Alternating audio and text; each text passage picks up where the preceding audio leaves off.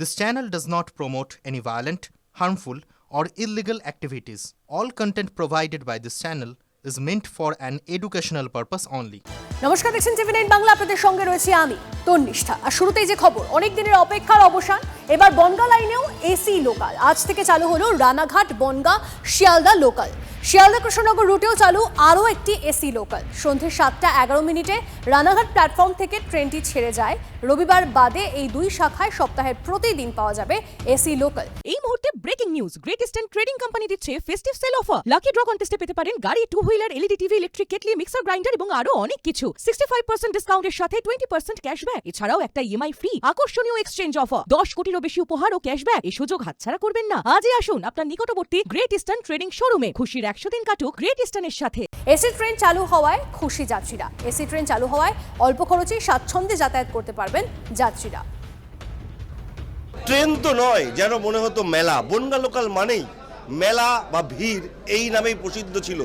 Sealdah station থেকে যখন Bongaon local ছাড়তো তখন সাধারণ মানুষের মধ্যে শুধু আতঙ্ক কাজ করতো যে সেই ট্রেনটায় তারা উঠতে পারবেন কিনা। কিন্তু অবশেষে এমন একটা দিন এলো যে দিনের প্রত্যাশা ছিল বনগা লোকালের যাত্রীদের। আর সেই দিন এরকম ফাঁকা ট্রেন যাচ্ছে, কারণ এই ট্রেন হচ্ছে এসি ট্রেন। এত শর্ট টাইমে এবং এত কমফোর্টেবল জার্নি নিয়ে বনগা লোকালের যাত্রীরা কোনোদিন শিয়ালদাতে পৌঁছাবেন, এটা যেন একদম স্বপ্ন। আর সেই স্বপ্ন সত্যি হওয়াতে স্বাভাবিকভাবেই খুশি বনগা লোকালের যাত্রীরা। যদিও ভাড়াটা একটু কারো কারো গায়ে লাগছে, কিন্তু এটাই ট্রেন চললে এবং এই ট্রেনে জার্নি করলে স্বাভাবিকভাবে এই ভাড়া আর অতিরিক্ত বলে মনে হবে না বলে মনে করছেন যাত্রীরা। টিভি9 বাংলার জন্য সুকান্ত মণ্ডলের সঙ্গে দীপঙ্কর দাসের রিপোর্ট, উত্তর 24 পরগনা। আমার স্বপ্ন ছিল যেদিকে রানাঘাট ভায়া বনগা শিয়ালদা এসি ট্রেন চালু হবে তার প্রথম টিকিটটা আমি কাটবো। এর আগেও আমি মেট্রোতে যেগুলো ইয়েলো লাইন, যেটা আপনার Noapara to airport, Joka to Majerhat, New Garia to Ruby আর শিয়ালদা টু সেক্টর 5, ওগুলো প্রত্যেকটাতে ফার্স্ট ছিলাম, মানে ইয়েলো, পার্পেল, অরেঞ্জ। আর আজকে এসি যেটা চালু হচ্ছে, আজকে রানাঘাট ভায়া বনগা টু শিয়ালদা, তাতেও প্রথম টিকিটটা আমি কাটলাম। এই হচ্ছে সেই প্রথম টিকিট। এটা বনগা ভায়া বনগাই দেওয়া হলো। মানে রুটটা এরকম করার কোনো কারণ? না, কারণ বনগাঁ থেকে বনগা প্যাসেঞ্জার তো রানাঘাটে প্রচুর আছে।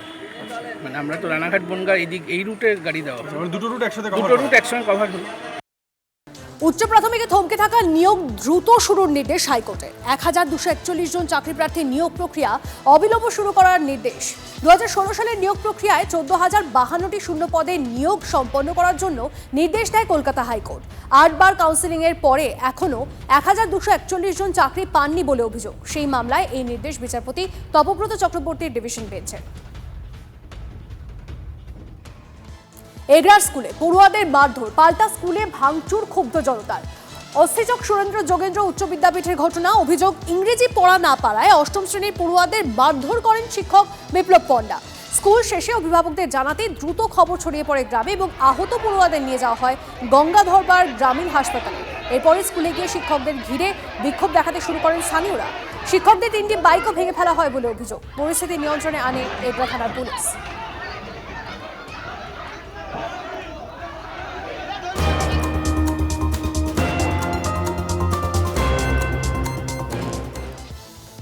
শারীরিক প্রতিবন্ধকতাকে জয় করে অদম্য লড়াই চলছে কাটোয়ার অধ্যাপক সঞ্জয় মণ্ডলের। উচ্চতা 4 ফুট, কিন্তু কম উচ্চতা যে কোনো বাধা হতে পারে না তা প্রমাণ করে দিয়েছেন তিনি। কাটোয়ার চন্দ্রপুর কলেজে বাংলা বিভাগের অধ্যাপক সঞ্জয় মণ্ডল ছাত্রছাত্রীদের কাছে খুবই প্রিয়। নিজের জ্ঞান ও শিক্ষার জোরে সমাজে মাথা উঁচু করে বেঁচে আছেন। অধ্যাপকের কথায়, মনের জোর আর ইচ্ছাশক্তি থাকলে সব প্রতিকূলতাকে দূর করা যায়।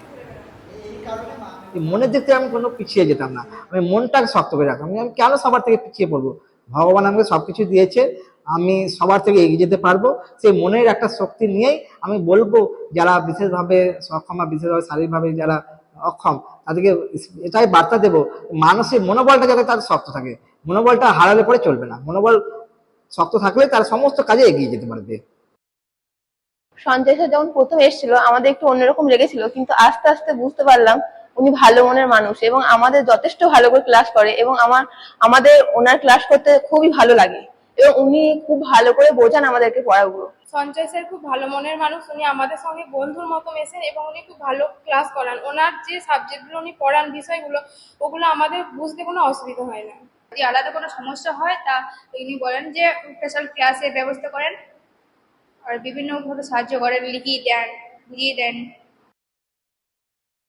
যে হোস্টেলে ছিলাম ও সঞ্চয় সেই হোস্টেল থেকে পড়ে এসছে, সেই সূত্রে আমাদের সম্পর্কটা খুবই ভালো এবং সঞ্চয় এমনি ছেলে হিসেবে খুবই ভালো এবং ডিপার্টমেন্টের ছেলেদের কাছে যা ইনফরমেশন পেয়েছি তাতে করে ছেলে মেয়েরাই বলে যে স্যার খুব ভালো পড়ান।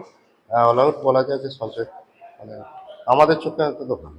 তো আমরা তাকে বিশেষভাবে সক্ষম বলতে যা বোঝায় সেরকমটা মনে করি না, আমরা তাকে সাধারণভাবে সক্ষম হিসেবেই মনে করি। অন্য সকলের সঙ্গে সমানভাবে তিনি সক্ষম, তার যোগ্যতা নিয়ে কোনো সংশয় নেই। তিনি আমাদের বিভাগের বাংলা বিভাগের একজন শিক্ষক হিসেবে কাজ করে যাচ্ছেন এবং অন্যান্য শিক্ষকদের সঙ্গেও তার সহযোগিতার সম্পর্ক আছে, সৌহার্দ্যের সম্পর্ক আছে। তিনি আমাদেরই একজন।